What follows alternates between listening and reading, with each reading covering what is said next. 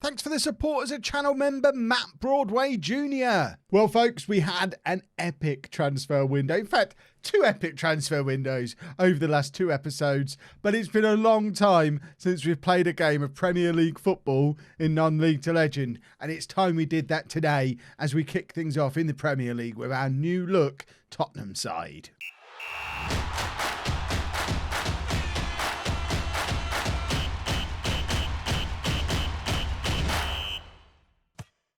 Hello and welcome to Club 4 Part 2 of Non-League to Legend. I'm Kevin. Coming up on today's episode, we have our first two games in the Premier League, at home against Reading and away against Newcastle. They are games we absolutely should be winning. If we have a look at the season preview, the media think we're good, looking good for a third place finish behind Manchester United and Manchester City. If we have a look at the media Dream 11, we have two players in that. Banfalvi is our new centre-back who's in the team at right-back.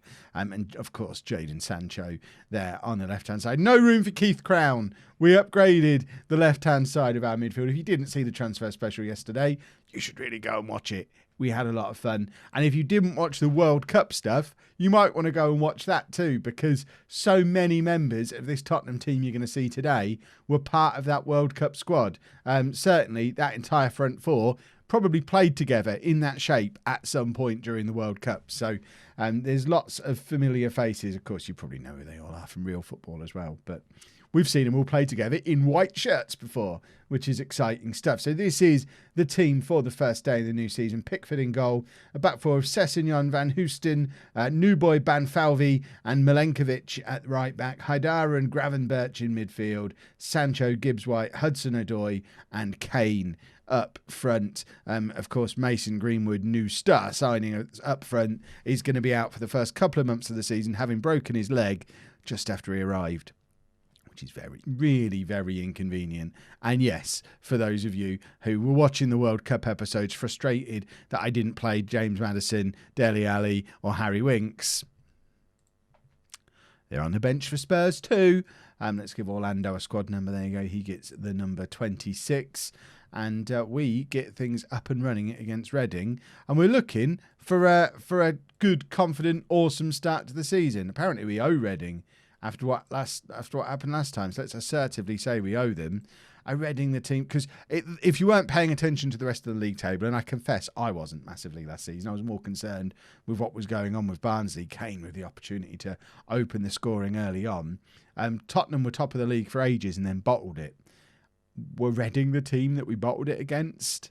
If that's the case, then definitely Tottenham owe Reading for that, because I think I don't think there'd ever been a better opportunity for Spurs to win the Premier League in the previous 60 years than last season. Can we go one better this year? Harry Kane scores his first goal of the season after 7 minutes. He's just been given a new 2-year contract at the club, and he's rewarded us with a nice early goal. I've seen, because I haven't shown you much of the England stuff aside from the World Cup, I've seen some spectacular performances from Harry Kane over the last couple of seasons in my England team. On separate occasions, he's scored 4 goals in a game and 5 goals in a game, about 6 months apart. He can definitely score goals as part of this system with these players supporting him. Kane is in again here and just clatters it straight into the goalkeeper. Interestingly, Savinov, that's the goalkeeper. I think that's the goalkeeper from Celtic that I was trying to sign Barnsley way back when. I mean, for you, it was only a couple of days ago. For me, it was nearly a week ago that I started that Barnsley transfer special. But I'm pretty sure that was the goalkeeper we were trying to sign there, but couldn't get him and ended up signing the Belgian guy, Esselink, I think his name is. I'm going to be keeping an eye on what Barnsley are up to, because obviously that is my team that I've built, and I would love to see Barnsley properly qualify for Europe this year. Obviously, they're going to be in the Europa Conference League or whatever it's called. In the spirit of checking in on old clubs, I did have a quick look at Kings Lynn as well before the episode started. They're still knocking about in League 2, and Alfie Payne is still their captain, age 26 now, and it's very cool to see him still there. Gibbs-White wins the ball back in midfield, charging forward. He's got Kane in the middle, looking for Sancho, in fact, who can't quite get his head onto that. And Reading look to break clear, but we've got cover from our midfield and from our left back, and we shouldn't be too worried about Reading trying to break away against us. Although, ball over the top there, but Jordan Pickford has got this well covered, and that is a handball, surely, and he's got himself sent off. What an absolute pillock. What? Well, it's obviously not a penalty because it was for handball. Why has that gone to a penalty review? Because if it was in the penalty area, it wasn't handball, was it? Luckily, he's only got a yellow card. I don't get on with Jordan Pickford. If you're wondering why I spent £44 million on a goalkeeper who's apparently not as good as Pickford, that's why. We were fine for 2 years. When I was made England manager, I made Pickford my captain. He was fantastic throughout qualifying, but then that penalty shootout when he kept getting to the ball but then not actually saving it, we fell out then. He resigned as England captain shortly afterwards, and now he's just, I mean, Francisco, get warmed up, get your gloves wet. Is that what goalkeepers do? Do you need wet gloves? They spit on it. Bruce Grobbelaar used to spit on his gloves a lot. So do you need wet gloves to be a goalkeeper? Get your gloves wet, Francisco. You're coming on. Maybe. I mean, what a way to introduce myself to the Tottenham fans. Get so frustrated with their long-standing goalkeeper that I just take him off after half an hour. We've got previous. Look, he's not even...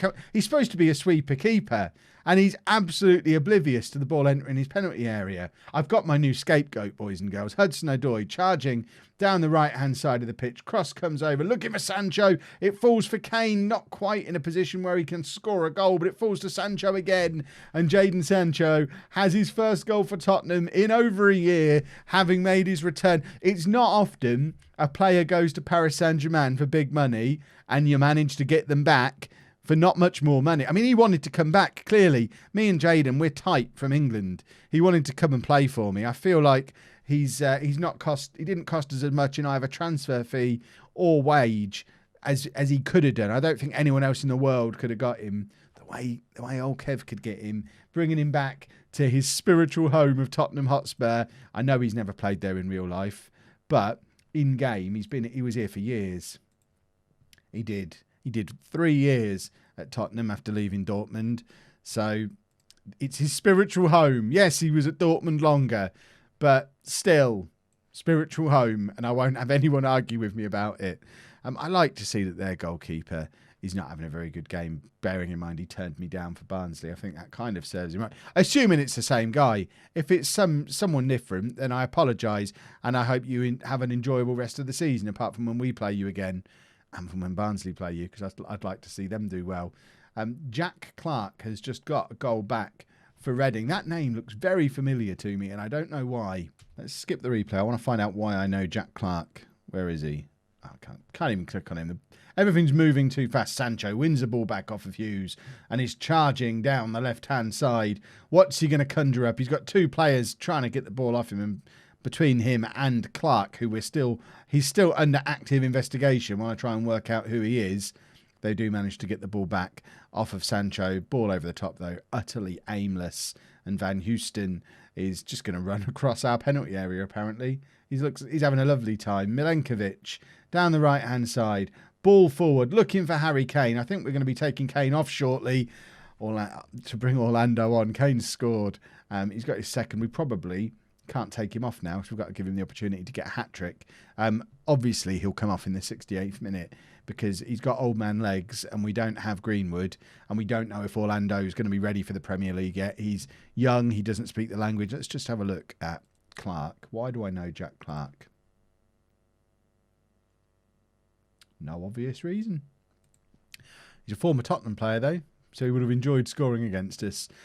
Gibbs-White plays it across to Haidara, back to Gravenberch. Is it Gravenberch or Grave? I don't know how to say his name. Is it Gravenberch or Gravenberch or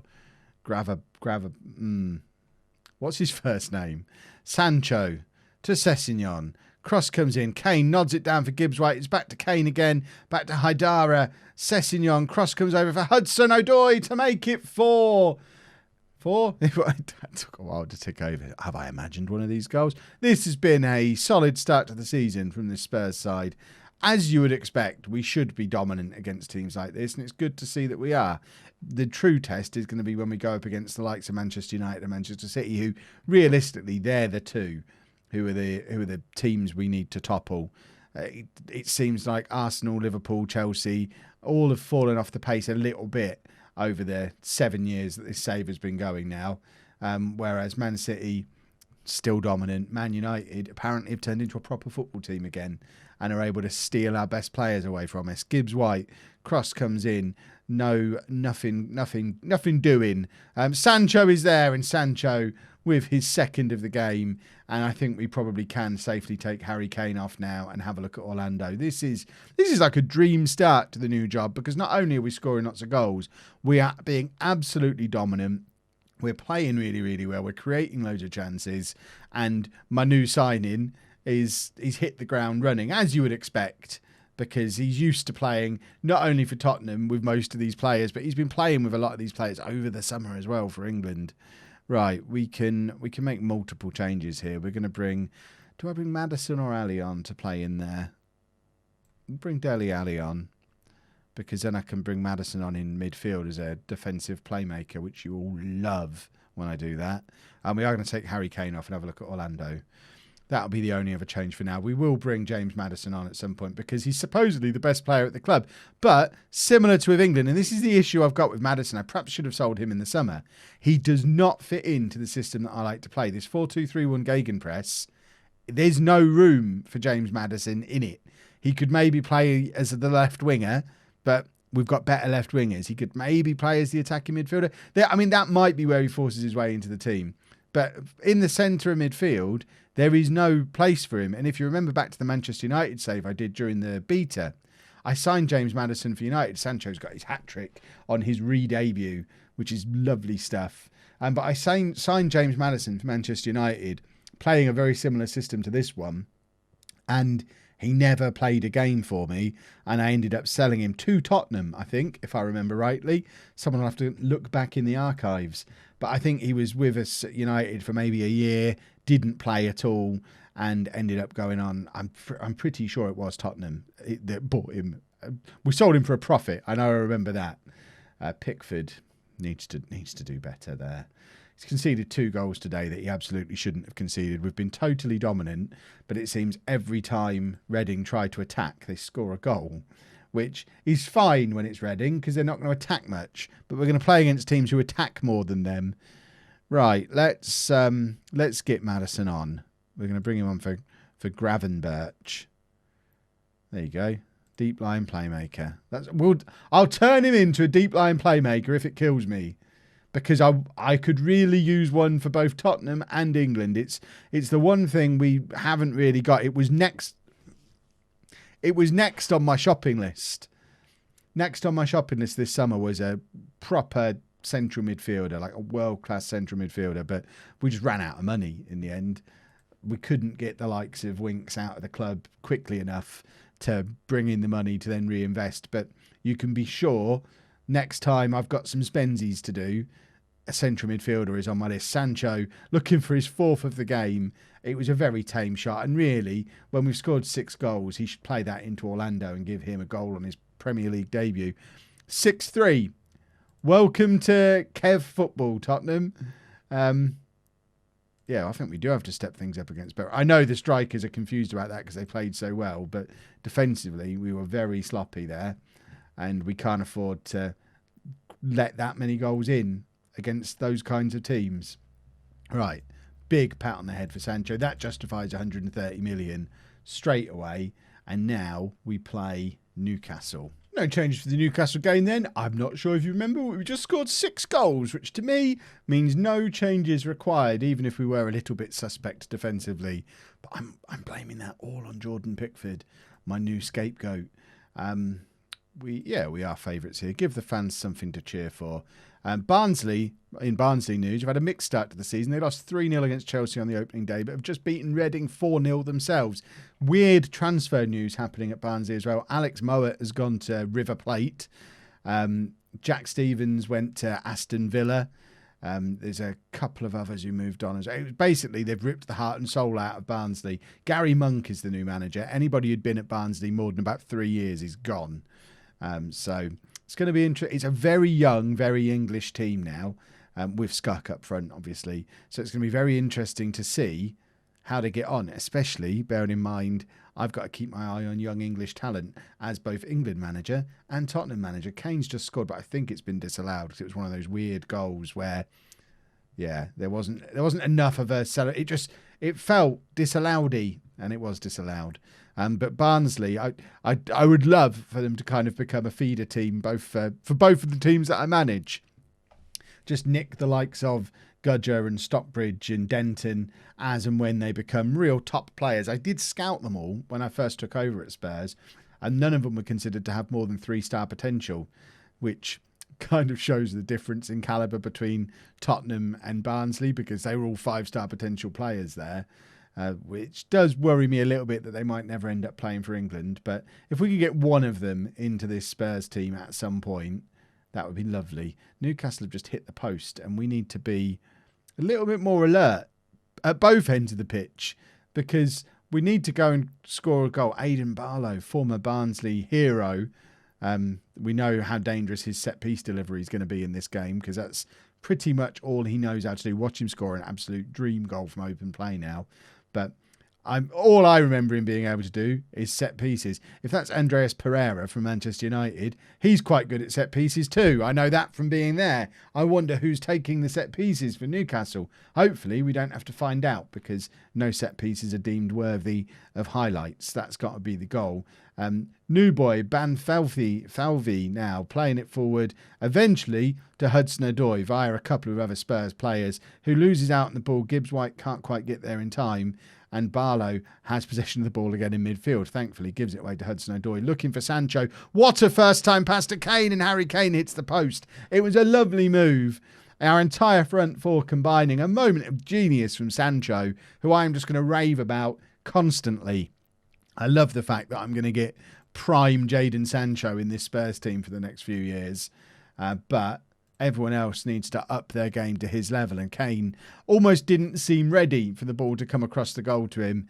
Managed to turn it towards the post, but not really what we were looking for. We needed him to apply a proper finish. Looking at the league table, the usual suspects are already on 2 wins from 2. So we do need a win here to keep pace, because although the board are looking for just finishing in the Champions League spots, Harry Kane's never won the Premier League, and I would love to deliver him a Premier League winners medal. And I think the only season he'll get the chance to get a medal is probably this year, because I'd like to think Mason Greenwood's going to take over as our lead striker. And if we look forward into next year, when Greenwood should be fit and Orlando's going to be a bit better as a backup, Kane might not play the requisite games to get a medal. So it's kind of now or never when it comes to getting a Premier League winners medal for Harry Kane. And I think he probably deserves one. Right, who are we going to make for our final change? Haidara can come off. Should we have a look at Catamol? Catamol was very dangerous playing for Colombia in the World Cup. He's a 5-star potential player. Maddison and Dele Alli are just looking at me like they don't even know who I am. But you know what? Learn to fit into my system, James, and you can play as much football as you like. At 29 years old, it doesn't matter how good your star rating is. You should have learned this at the World Cup. It doesn't matter how good your star rating is. You've got to play in a position I can use you in, and you don't. You're a frustrating man. And that was a frustrating result. We can't have too many more of those. Drawing blanks, not good. Right, we will be back, as ever, tomorrow. I think we're probably going to be back with the Manchester United game and whatever that Champions League tie ends up being, because Man United is obviously a big, big game. They're one of our main title rivals. Plus, it'll be the return to the Tottenham Hotspur Stadium of Keith Crown after his big money move in the summer. So tomorrow, Manchester United plus a Champions League game. And fingers crossed we'll still be in a title hunt after all that is said and done. If you've enjoyed that, please make sure you leave a nice big thumbs up on there for me. Subscribe to the channel for daily Football Manager videos. And thank you very much for watching.